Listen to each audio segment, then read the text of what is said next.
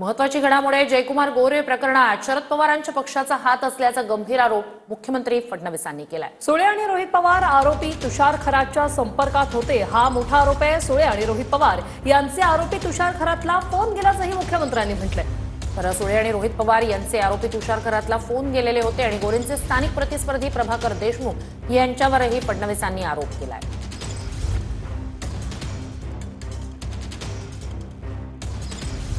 जयकुमार गोरे प्रकरणात शरद पवारांच्या पक्षाचा हात असल्याचं फडणवीसांनी म्हटलेलं आहे। सुप्रिया सुळे, रोहित पवार यांचे आरोपी तुषार खरातला फोन होते असंही मुख्यमंत्री फडणवीसांनी सभागृहात म्हटलेलं आहे। गंभीर आरोप फडणवीसांनी केलेला आहे।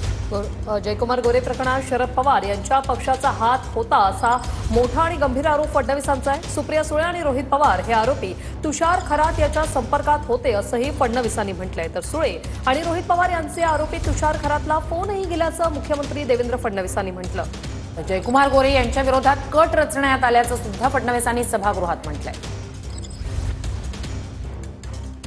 याच्यामध्ये 3 लोकांना अटक झालेली आहे।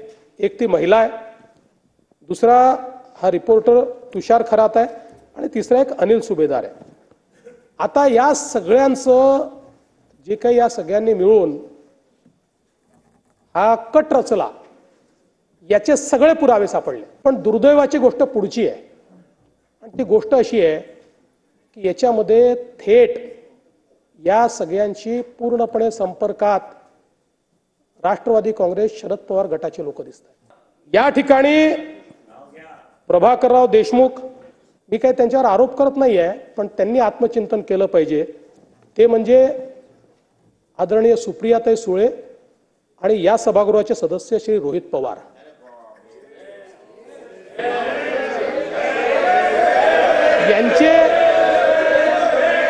यांचे कॉल्स तुषार खरात आणि यांच्या विरुद्ध जे व्हिडिओ केलेले आहेत ते व्हिडिओ केल्यानंतर त्यांनी यांना पाठवले आहेत। पण अशा प्रकारे कोणाला जीवनात न उठवून टाकायचं, अशा प्रकारची कॉन्स्पिरसी जर या ठिकाणी होत असेल तर हे चुकीचं आहे।